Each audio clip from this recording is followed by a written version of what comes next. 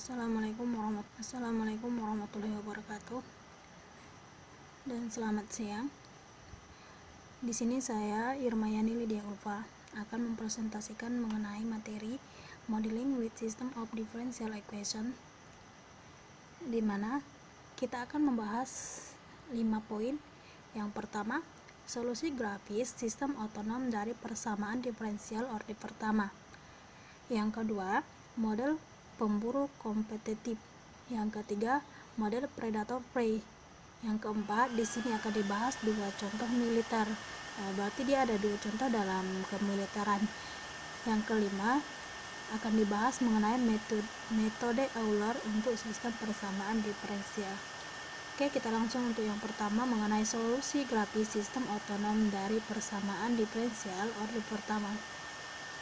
Dalam memecahkan persamaan diferensial dengan memisahkan variabel dan mengintegrasikan, biasanya bagaimanapun tidak mudah untuk menyelesaikan sistem persamaan diferensial. Pada kenyataannya, jarang sekali kita dapat menemukan solusi analitik ketika persamaannya adalah nonlinear, meskipun dia menggunakan metode solusi numerik. Oleh karena itu, ada baiknya untuk mempertimbangkan analisis grafik kualitatif untuk solusi sistem persamaan diferensial yang analog dengan pengembangan untuk persamaan tunggal. Di sini dibatasi diskusinya mengenai melibatkan 2 persamaan diferensial tingkat pertama, di mana sistemnya yaitu ada dx per dt sama dengan fx, y dan dy per dt sama dengan g x, y. Disebut dia sistem persamaan diferensial otonom.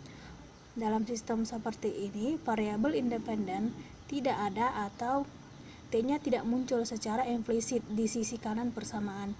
Untuk menekankan signifikansi fisik sistem otonom, anggap variabel independen t sebagai menunjukkan waktu dan dependen variabel sebagai posisi memberi x dan y dalam bidang kartesiusnya. Dengan demikian, sistem otonom tidak tergantung waktu. Agar sistem berperilaku sesuai, kita mengasumsikan sepanjang diskusi ini bahwasanya fungsinya itu f dan g bersama dengan parsial pertama. Mereka turunannya ada df dx, df dy, dg dx, dan dg dy. Semuanya kontinu pada daerah yang sesuai dari bidang x dan bidang xy. Oke, di sini ada contoh tentang sistem otonom linear. Ada sepasang fungsi x sama dengan e pangkat min t sin t, di mana y sama dengan e pangkat min t cos t. Memecahkan sistem otonom linear dengan dx per dt sama dengan min x tambah y, dan dy per dt sama dengan min x dikurang y. Di sini kita verifikasi menjadi solusi dengan membedakan x dan y-nya dan menunjukkan bahwa persamaan diferensial dalam sistem terpenuhi. Untuk dx per dt sama dengan d per dt e pangkat min t sin t, karena tadi kan nilai x nya e pangkat min t sin t sama dengan min e pangkat min t sin t tambah e pangkat min t cos t, maka sama dengan x tambah min x tambah y. Dan untuk yang dy per dt sama dengan d per dt e pangkat min t cos t sama dengan min e pangkat min t cos t dikurang e pangkat min t sin t sama dengan min y dikurang x ataupun min x dikurang y. Kemudian persamaannya tadi kan dx per dt sama dengan 0 dan dy per dt sama dengan 0. Maka bisa kita katakan bahwasanya x sama dengan y sama dengan 0. Dengan demikian, titik asal yang berada di titik 0,0 adalah satu-satunya titik akhir sistem tersebut. Untuk x kuadrat ditambah y kuadrat sama dengan e pangkat negatif 2t sin kuadrat t ditambah e pangkat negatif 2t cos kuadrat t sama dengan e pangkat negatif 2t. Setiap lintasan adalah spiral melingkar dari jari-jari yang menurun di sekitar dan mendekati titik asal ketika t mendekati plus tak hingga. Oleh karena itu, untuk titik 0,0 itu sendiri merupakan titik pemberhentian asintot stabilnya. Lintasan khas ke sistem mulai dari posisi awal dan di mana X sama dengan 0 dan Y sama dengan Y0 dalam bidang fase ditunjukkan pada gambar di bawah ini. Kemudian yang kedua ada model pemburu kompetitif. Di model ini kita langsung melihat identifikasi masalahnya, yaitu bayangkan sebuah kolam kecil yang cukup dewasa untuk mendukung satwa liar. Di sini kita mengisi kolam dengan ikan buruan, misalnya trout dan juga bass, di mana XT menunjukkan populasi ikan trout dan YT menunjukkan populasi bassnya. Yang jadi pertanyaan, apakah keekonsistensi dari dua spesies di kolam mungkin?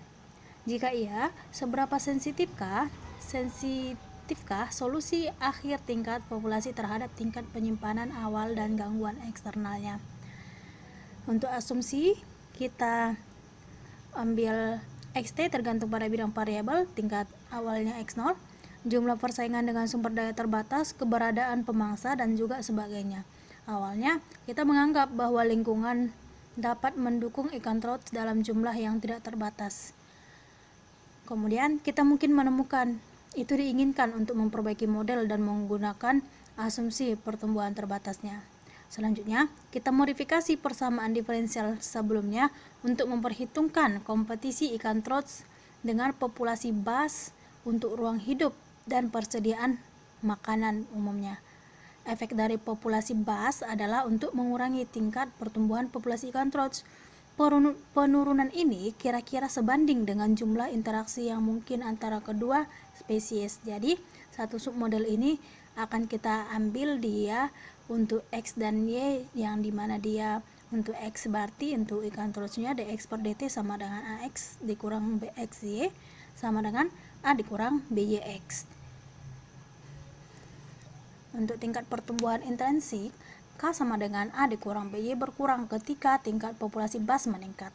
Konstanta A dan B masing-masing menunjukkan tingkat pengaturan diri populasi trout dan persaingannya dengan populasi bass. Koefisien ini harus ditentukan secara eksperimental atau dengan menganalisis data historis. Situasi yang serupa juga kita fungsikan untuk populasi bass, di mana kita peroleh untuk diferensial di populasi bassnya dan juga troutnya. Untuk yang pertama trout yaitu dx per dt sama dengan A dikurang BY X. Untuk dy per dt sama dengan M dikurang NX Y, di mana X 0 sama dengan X0, Y 0 sama dengan Y0, dan A, B, M dan juga N semuanya itu adalah konstanta positif. Model ini berguna untuk mempelajari pola pertumbuhan spesies yang menunjukkan perilaku kompetitif seperti trout dan bass.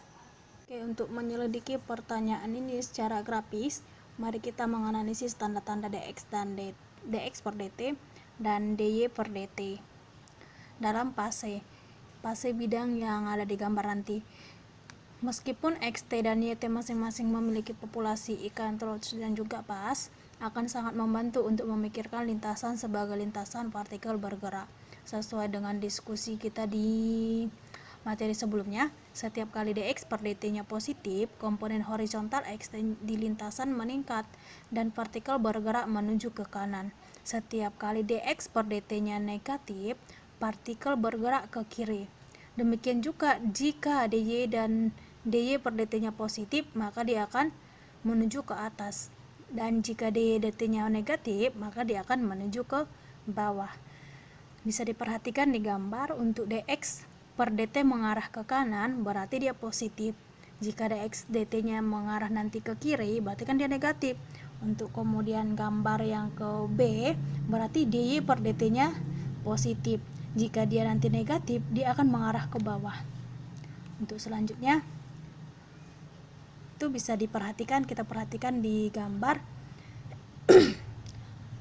Ada dia yang mengarah ke atas, ada yang mengarah ke bawah. Jika tadi ke atas, berarti dy per dt-nya positif. Jika dia ke bawah, dy per dt-nya negatif. Jika ke kanan, dx per dt-nya positif. Jika ke kiri, dx per dt-nya negatif. Nah, di sini dengan menganalisis gambar atau grafik yang dilakukan sejauh ini membawa kita pada kesimpulan awal bahwa di bawah asumsi model tersebut sangat tidak mungkin bagi kedua spesies untuk mencapai tingkat keseimbangan. Lebih jauh lagi, tingkat penyimpanan awal menjadi penting dalam menentukan spesies mana yang akan bertahan hidup. Gangguan pada sistem juga dapat mempengaruhi hasil kompetisi. Dengan demikian, ekosistensinya bersama spesies ini sangat tidak mungkin. Fenomena ini dikenal sebagai prinsip pengucilan kompetitif atau prinsip Gauss. Kita lanjut untuk yang kedua, yaitu dengan model predator-prey. Dengan model predator-prey, ini poin yang ketiga ya. Model predator-prey ini kita langsung identifikasi masalah. Mari kita lihat lebih dekat situasi paus, balin, dan krill Antartika. Paus memakan krill dan krill hidup di plankton di laut. Jika paus makan begitu banyak krill sehingga krill tidak ada lagi melimpah, pasokan makanan paus sangat berkurang. Kemudian, paus akan kelaparan atau meninggalkan daerah untuk mencari pasokan krill baru. Ketika populasi paus berkurang, populasi krill kembali karena tidak banyak dari mereka yang dimakan. Ketika populasi krill meningkat, pasokan makanan untuk paus tumbuh, dan akibatnya demikian pula populasi paus balin. Selain itu, lebih banyak paus balin yang akan memakan krill lagi. Dalam lingkungan murni, apakah siklus ini berlanjut tanpa batas, atau apakah salah satu spesies akhirnya mati?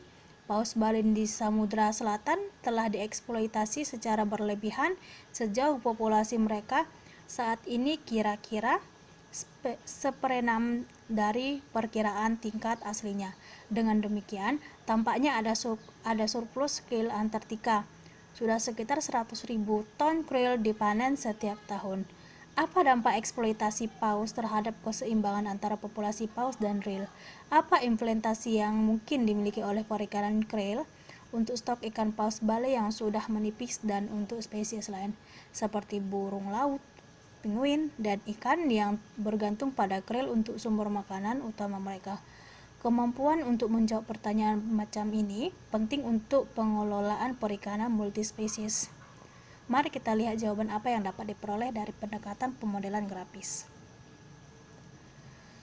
Oke, yang pertama, kita asumsikan misalnya XT menunjukkan populasi krill Antartika kapan saja T. Dan kita asumsikan lagi YT-nya menunjukkan populasi paus balin di Samudra Selatan.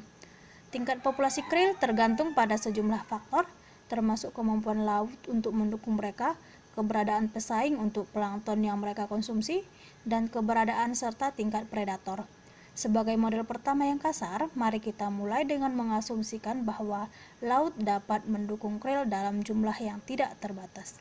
Sehingga kita ambillah dia dx per dt sama dengan ax untuk a lebih besar dari 0. Untuk yang kedua, anggap krill dimakan terutama oleh paus balin, jadi abaikan predator lain. Kemudian, laju pertumbuhan krill berkurang dengan cara yang sebanding dengan jumlah interaksi antara mereka dan paus balin. Jadi, satu asumsi interaksi pengarah ke persamaan diferensial, yaitu dx per dt sama dengan ax dikurang bxy sama dengan a dikurang byx.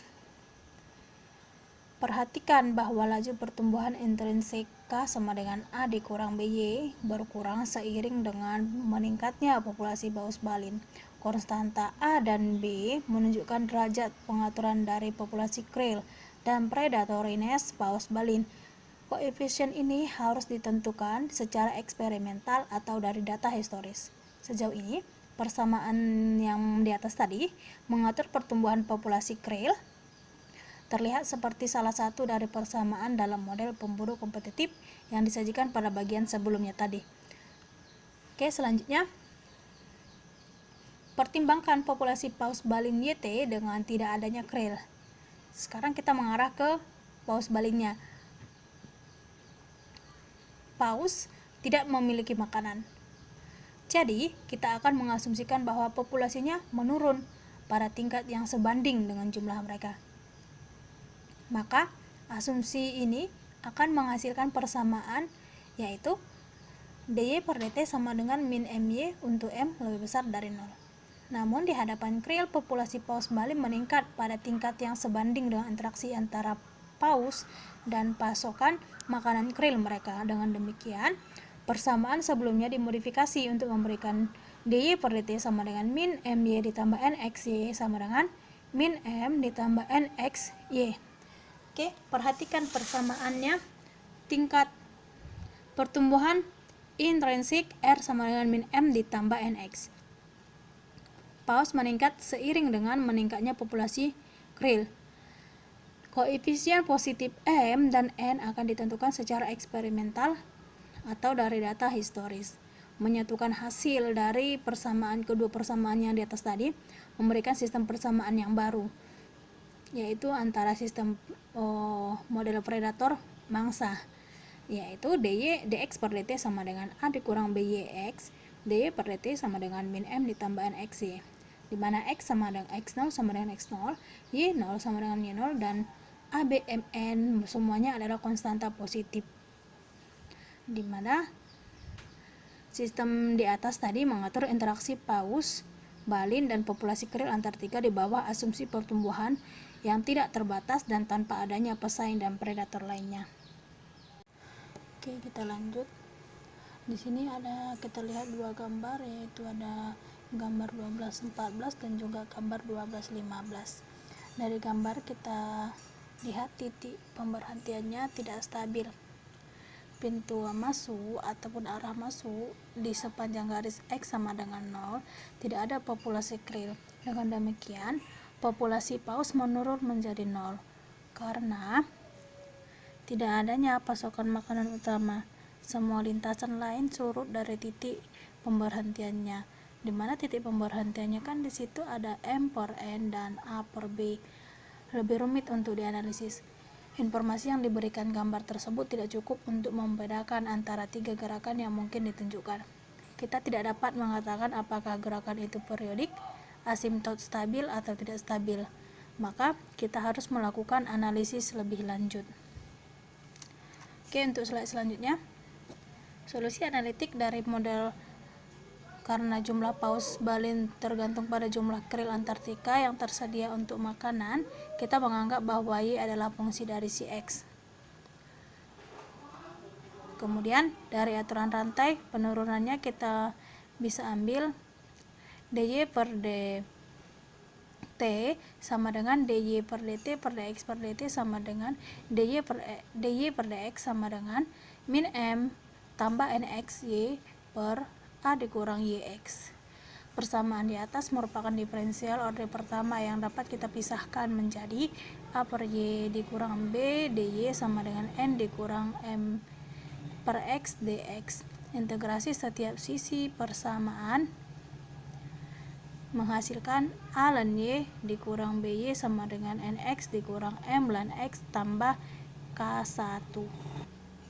Atau kita buat a ln y tambah m ln x dikurang by dikurang nx sama dengan k1, di mana k1 merupakan konstanta. Menggunakan properti dari logaritma dan fungsi eksponensial, persamaan tersebut bisa kita tulis ulang menjadi y pangkat n x pangkat m per e pangkat by ditambah mx sama dengan k, di mana k adalah konstanta.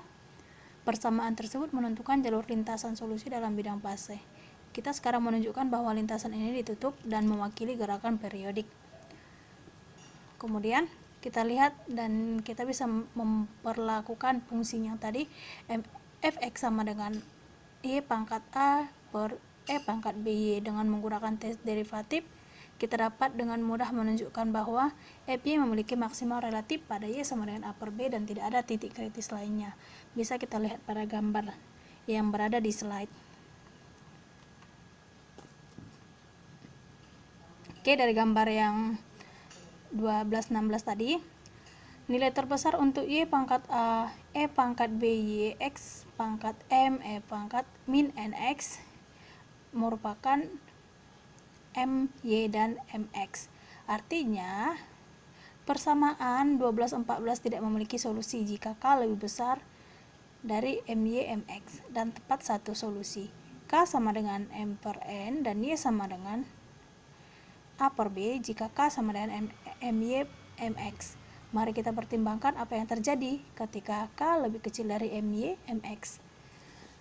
Misalkan K-nya sama dengan SMY, di mana S itu lebih kecil dari MX adalah konstanta positif. Lalu persamaannya X pangkat M, pangkat NX sama dengan X. Bisa kita lihat dari gambar.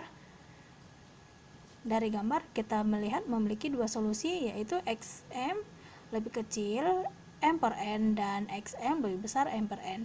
Sekarang kita lihat X lebih kecil XM, kemudian X pangkat M, pangkat NX lebih kecil dari S, maka SE pangkat NX X pangkat M min M lebih besar dari 1, dan FY sama dengan Y pangkat A, pangkat min BY sama dengan KE pangkat NX X pangkat min M sama dengan S MY pangkat NX X pangkat min M lebih besar dari MY. Oke, kemudian akhirnya kita lihat X terletak di antara XM dan XM. Perhatikan di situ ada X besar dan juga X kecil. Dia persamaannya memiliki tepat dua solusi. Solusi yang lebih kecil Y1X kurang dari A per B, dan solusi yang lebih besar Y2X lebih besar dari A per B. Situasi ini digambarkan pada gambar 12-18 di bawah. Ketika X mendekati keduanya XM atau XM, FY mendekati MY sehingga keduanya Y1X dan Y2X mendekati A per B. Oleh karena itu, lintasan yang didefinisikan oleh persamaan tersebut merupakan periodik dan memiliki bentuk yang digambarkan pada gambar 12-19. Bisa diperhatikan gambar di bawah ini. Oke, kemudian interpretasi model. Kesimpulan apa yang dapat diambil dari lintasan pada gambar sebelumnya tadi? Pertama, karena lintasannya adalah kurva tertutup, mereka memperkirakan bahwa berdasarkan asumsi model kita yang tadi, Paus-Wallin ataupun Krill Antartika tidak akan punah. Ingat, model ini didasarkan pada situasi murni. Pengamatan kedua adalah bahwa sepanjang lintasan tunggal, dua populasi berfluktuasi antara lain maksimal atau maksimum dan minimum mereka, yaitu dimulai dengan populasi yang wilayah di mana X lebih besar dari M per N dan Y lebih besar dari A per B. Populasi krill akan menurun dan populasi paus akan meningkat sehingga populasi krill mencapai tingkat X sama dengan M per N. Pada titik mana populasi paus juga mulai menurun. Kedua populasi terus menurun sampai populasi paus mencapai tingkat Y sama dengan A per B, dan populasi krillnya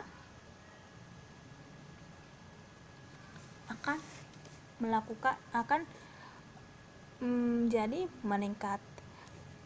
Kemudian kita lihat bahwa tabel yang tadi lintasannya tidak pernah menyeberang. Sebuah sketsa dari dua kurva populasi dilanjutkan pada tabel yang di bawah ini. Pada gambar di bawah ini. Pada gambar kita dapat melihat bahwa populasi krill terstruktuatif antara nilai maksimum dan minimumnya pada satu siklus lengkap. Perhatikan bahwa ketika krill berlimpah, populasi paus memiliki tingkat kenaikan maksimum. Tetapi populasi paus mencapai nilai maksimum setelah populasi krill menurun. Pemangsa tertinggal di belakang mangsa dan metode siklik.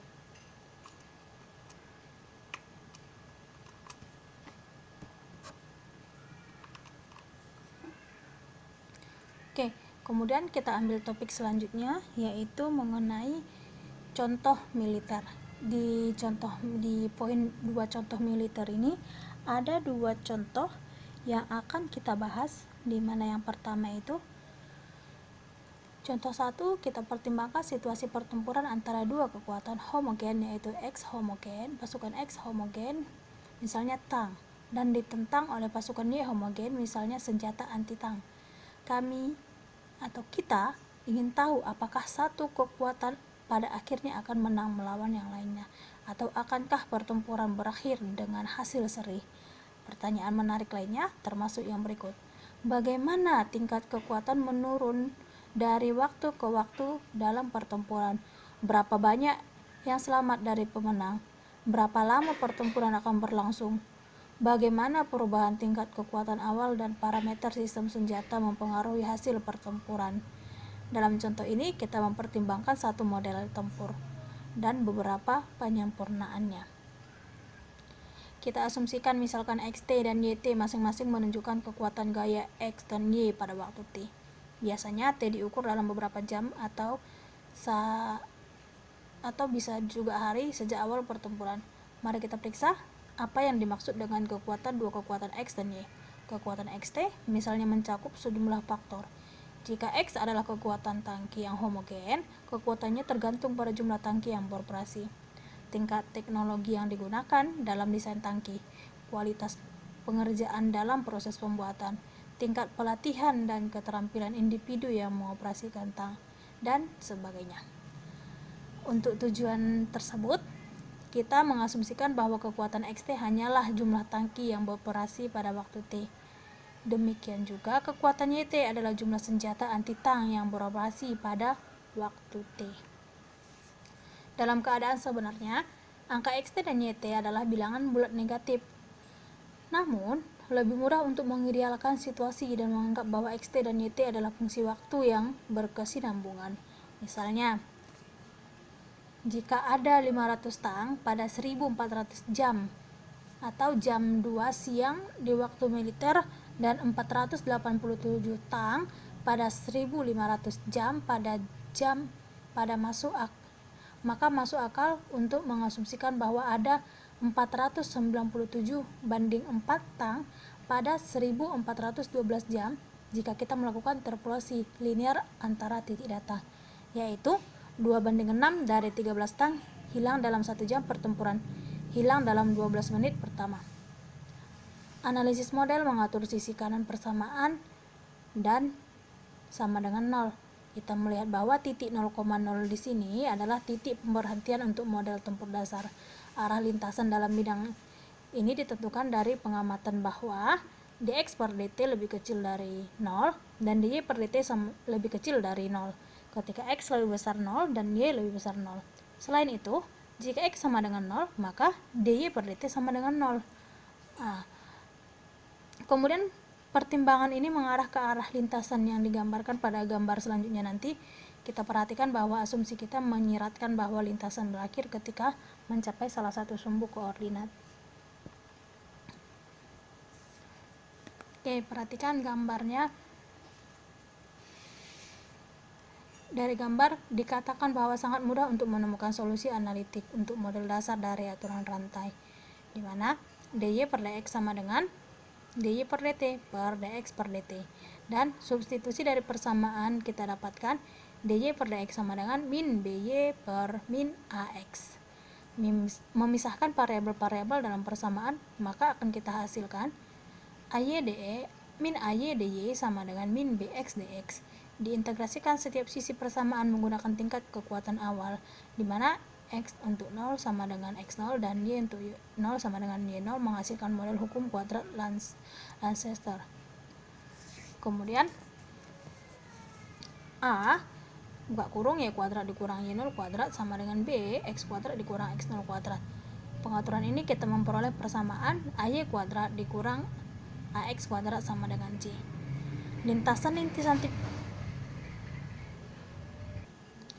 Lintasan-lintasan tipikal dalam bidang fase yang diwakili oleh persamaan 1220 digambarkan pada gambar 1222, di mana lintasan C tidak sama dengan 0 adalah hiperbola, dan ketika C sama dengan 0, lintasan adalah garis lurus.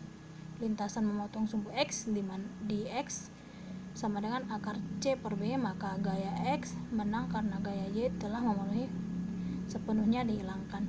Di sisi lain, jika C lebih besar dari 0, gaya Y menang dengan tingkat kekuatan akhir Y sama dengan akar C per A. Mari kita selidiki situasi di mana pasukan Y atau anti-tank menang, maka konstanta C harus positif. Jadi, Y0 per X0 pangkat 2 lebih besar dari B per A. Kesamaan memberikan kondisi yang diperlukan dan memadai bahwa pasukan Y menang berdasarkan asumsi model, sehingga dari ketimpangan kita dapat melihat bahwa penggandaan tingkat gaya Y awal menghasilkan keuntungan 4 kali lipat untuk gaya Y. Dengan asumsi gaya X tetap pada tingkat awal yang sama X0 untuk konstanta A dan B. Ini berarti negara X harus meningkatkan teknologi dengan faktor 4 untuk mengimbangi peningkatan ukuran gaya negara Y. Jika kekuatan X0 disimpan pada tingkat yang sama, grafik tipikal yang menunjukkan kurva level gaya XT dan YT ketika ketimpangan terpenuhi. Amati juga dari gambar bahwa tidak perlu untuk tingkat gaya Y awal Y0 untuk melebihi tingkat X0 dari gaya X untuk memastikan kemenangan untuk Y.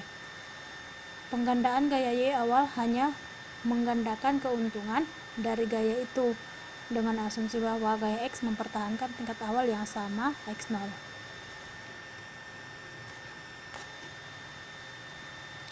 Kemudian dari gambar bisa kita lihat pertimbangkan beberapa pengayaan yang lebih sederhana tetapi alami untuk model tempur pasukan homogen. Sebagai contoh, jika pasukan X akan terus-menerus melakukan lebih banyak kombatan untuk pertempuran di tingkat, maka laju perubahan tingkat kekuatan X akan menjadi dx per dt sama dengan min AY tambah QT, dimana QT M jika 0 kecil sama dengan 1, T kecil sama dengan R per M, 0 jika T lebih besar dari R per M. Pertimbangan lain adalah kerugian operasional dapat terjadi. Kerugian operasional yang kita maksudkan di sini adalah karena kecelakaan non-tempur seperti penyakit, desersi, dan kerusakan mesin. Banyak faktor yang terlibat dalam tingkat kerugian operasional seperti faktor psikologis yang melekat dalam desersi akan sulit diidentifikasi secara tepat. Namun kita dapat mengasumsi bahwa tingkat kerugian operasional dibanding dengan kekuatan gaya. Dalam hal ini juga dapat kita asumsikan bala bantuan. Laju perubahan tingkat kekuatan X akan menjadi dx per dt dikurang Cx dikurang AY ditambah QT. Asumsi definisikan variabel X sebagai pengeluaran pertahanan tahun untuk negara 1 dan variabel Y untuk pertahanan untuk negara 2. Diasumsikan bahwa setiap negara siap untuk mempertahankan diri menganggap anggaran pertahanan diperlukan. Tingkat pengeluarannya tergantung pada beberapa faktor. Dengan tidak adanya pengeluaran pada bagian negara 2 atau keluhan pada negara itu, masuk akal untuk mengasumsikan bahwa pengeluaran pertahanan akan menurun pada tingkat yang proporsional menjaga kesenjataan saat itu juga. Kemudian terhadap ekonomi pengeluaran pertahanan, uang pemerintah dibelanjakan di bidang lain. Jadi bisa kita katakan untuk fungsinya itu dx per dt sama dengan min ax ditambah by. Kemudian diasumsikan B adalah konstan. Walaupun asumsi ini agak tidak realistis, kita akan mengharapkan semacam pengembalian yang kurang dari efektivitas yang dirasakan karena negara B akan terus menambah senjatanya. Artinya, jika negara kedua memiliki 100 senjata, negara satu mungkin merasa perlu menambahkan 40 senjata. Namun, jika negara 2 menambahkan 200 senjata ke gudang senjata, negara 1 mungkin merasa perlu menambahkan sebanyak 75 senjata. Dengan demikian, secara realistis, konstanta B lebih cenderung menjadi fungsi penurunannya. Kemudian, kita mungkin memperbaiki model tersebut, menghitung kemungkinan hasil yang semakin berkurang. Akhirnya, kita tambahkan istilah konstan untuk mempengaruhi setiap keluhan mendasar yang dirasakan oleh negara 1 terhadap negara 2, yaitu jika tingkat pengeluaran oleh kedua negara adalah 0, negara satu masih akan merasa terdorong untuk dipersenjatai melawan negara 2. Mungkin karena ketakutan akan tindakan agresif di masa depan dari pihak lawannya. Jika Y sama dengan 0 maka menunjukkan pertumbuhan pengeluaran pertahanan untuk negara 1 dan mencapai C sama dengan AX. Pertumbuhan akan terus mencapai pencegahan. Asumsi ini menyebabkan persamaan diferensial dx per dt sama dengan min AX tambah BY ditambah C, di mana A, B, dan C adalah konstanta non negatif ataupun dia konstanta positif, di mana A menunjukkan pengekangan ekonomi terhadap pengeluaran pertahanan, B menunjukkan intensitas persaingan dengan negara 2, dan C menunjukkan faktor pencegahan atau pengaduan. Meskipun kita mengasumsikan C sebagai konstan, dia lebih cenderung menjadi fungsi dari kedua variabel X dan juga Y.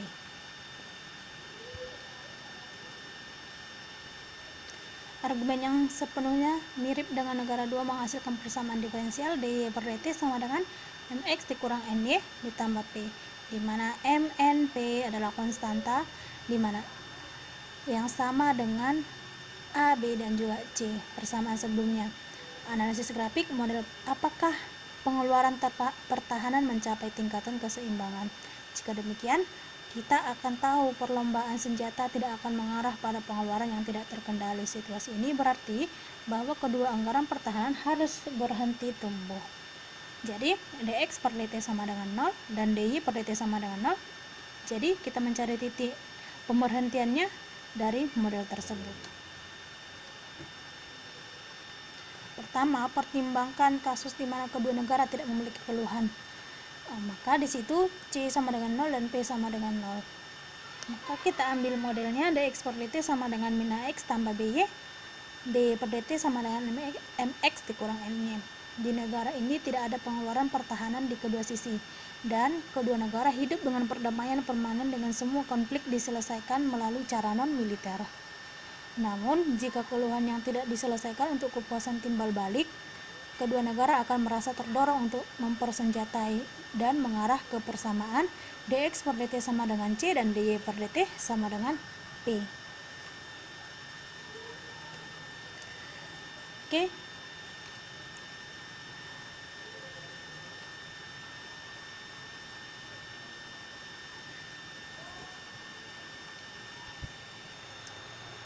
Berdasarkan beberapa penjabaran tadi, kita bisa menafsirkan seperti gambar di slide, di mana analisis gerak lintasan di sekitar titik pemberhentian X, Y mengungkapkan bahwa setiap lintasan di bidang fase mendekati titik pemberhentiannya.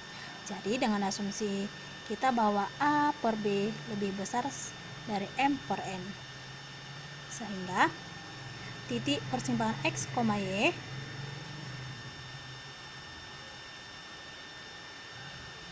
terletak di kuadran pertama. Titik pemberhentian X, Y stabil. Oleh karena itu, kita menyimpulkan bahwa pengeluaran pertahanan untuk kedua negara akan mendekati tingkat keseimbangan X dan juga Y. Oke, selanjutnya kita akan membahas mengenai metode Euler untuk sistem persamaan diferensial. Bentuk umum dari persamaan kedua persamaan diferensial order pertama bisa kita lihat di situ ada dx per dt sama dengan ftxc, dy per dt sama dengan gtxc. Jika variabel t muncul secara eksplisit di dalam salah satu fungsi f atau g. Sistemnya tidak otonom. Dan pada bagian ini kita menyajikan metode numerik Euler untuk mendekati fungsi solusi xt dan yt ke sistem, di mana kondisi awalnya xt0 sama dengan x0 dan yt0 sama dengan y0. Seperti halnya untuk persamaan diferensial tunggal, metode Euler untuk sistem menambal bersama-sama serangkaian pendekatan garis singgung untuk setiap kurva xt dan yt selama interval t0 lebih kecil sama dengan t lebih kecil sama dengan b. Kita akan melihat metode Euler untuk sistem. Pertama-tama kita membagi interval pertama untuk variabel bebas t menjadi n titik yang berjarak sama. Untuk t1 sama dengan t0 tambah delta t, t2 sama dengan t1 tambah delta t, sampai dengan tn sama dengan tn kurang 1 ditambah delta t sama dengan b. Kemudian kita menghitung perkiraan berturut-turut untuk fungsi solusinya, di mana untuk x1 sama dengan x0 tambah fungsi t0, x0 dan y0 delta t, y1 sama dengan y0 ditambah G T0, X0, Y0 delta T. Begitu juga sampai dengan seterusnya sampai dengan ke Xn sama dengan Xn kurang 1 ditambah F Tn kurang 1, Xn kurang 1, Yn kurang 1 delta T. Yn sama dengan Yn kurang 1 ditambah G Tn kurang 1, Xn kurang 1, Yn kurang 1 delta T. Untuk contoh, dengan menggunakan metode Euler,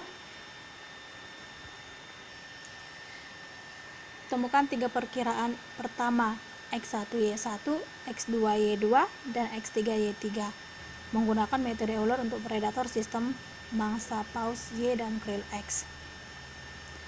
dx per dt sama dengan 3x kurang xy, dy per dt xy dikurang 2y.